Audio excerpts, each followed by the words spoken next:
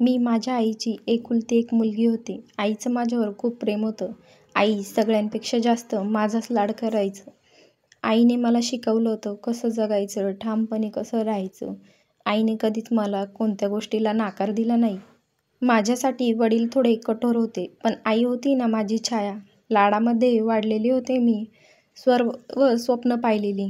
लग्नाचं बोलणं निघालं. आईने विचारून पाहिलं, तुला आवडतो का मुलगा? मी हळूच मान डोलावली. आईच्या चेहऱ्यावर हसू आलं. मी त्यांच्या इच्छेनेच लग्न केलं. लग्नाला होकार दिला. सासरे फार श्रीमंत होतं. आई वडील सामान्य होते. हुंड्याचा फार हट्ट झाला. वडिलांनी घेतलं कर्ज.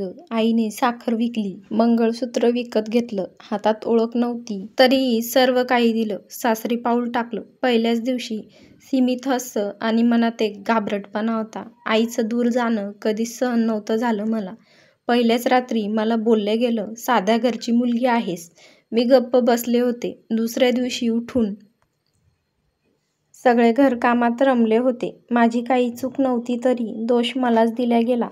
आईच्या शिकवणीत फारशा चुका काढल्या गेल्या.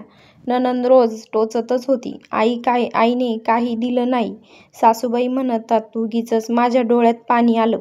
नवराही बोलायचा नाही. माझ्या डोक्यावर घाव. मी रोज तग धरून राहिली. रोजच्या शिव्या शापात मन गोंधळून गेलं. आईला काही बोललं तर आई चिंता करेल असं माझ्या मनाला वाटत होतं. मी म्हणायचं ठीक आहे, पण मन रोज रडायचं. आईच्या आठवणीत हरवायचं. दिवस जात होते. पोटात जीव आला. सगळ्यांना आनंद वाटला, पण मला काळजी वाटत होती. आई दूर होती. ती यायची आठवणीमध्ये. एक दिवस भांडण झालं. नंदाने ढकललं. खाली मी पडले जिन्यातून. पोटात बाळ होतं माझं. सगळं रक्ताचं डोहाळं. आईला फोन लावला. आई मी तुटून गेले ग. ती धावत आली गावातून. माझा हात हातात घेऊन तिचं हृदय हललं होतं.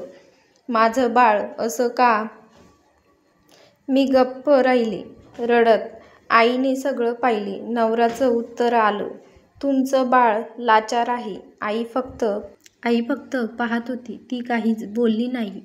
ती रात्री उशिराने गेली. दुसऱ्या दिवशी फोन आला, आई गेली बाळा. मी कोसळले. त्याच क्षणी आईने लिहिलं होतं पत्र, बाळ माफ कर ग. तुझ्यासाठी काही नाही दिलं, पण मी माझं आयुष्य तुझ्या सुखासाठी झिंजवलं. माझ्या शेवटच्या श्वासापर्यंत तू हसावीस एवढंच माझं मागणं होतं. ते वाचून मी तुटून पडले. आई नव्हती आता आणि ना तिची साथ होती. पण तिचं ते पत्र जणू तिचं अस्तित्व होतं. आई गेल्यावर कळालं काय असतं तिचं प्रेम. हजारो माणसं असले तरी आई एकच असते.